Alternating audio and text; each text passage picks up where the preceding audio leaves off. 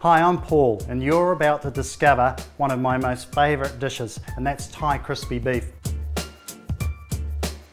So we're going to start off with the beef, and what you want to do is have the meat cut so it's all even and consistent and nice and thin. The other thing to keep in mind with this dish is that you have great flavour happening from using crispy onion and garlic. This is really, really important. If I just threw raw onion and garlic in here, that's all you'll taste in the stir fry. So we're going to pop that in, pop in the onion. And now we need to look at the marinade, and that's really important. As you know, Thai food is kind of chili hot, sweet and sour. And we're going to get that by putting in some raw sugar. Then we need the saltiness, which comes from the Thai fish sauce.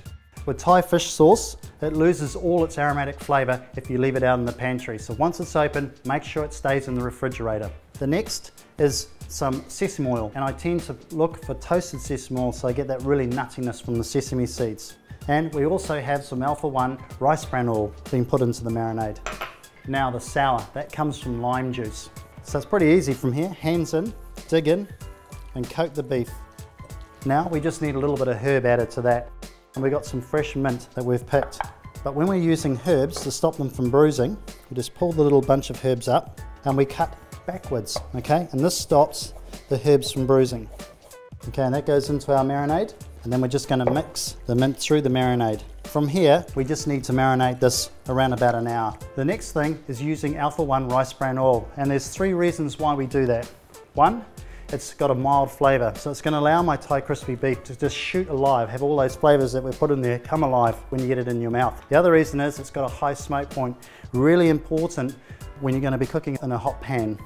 And the other thing is it withstands high temperatures, so that's really, really important. Now before I go and pour the oil in, how do I know how hot the pan is? Well, a little trick, a little squeegee bottle of water, we squirt it in.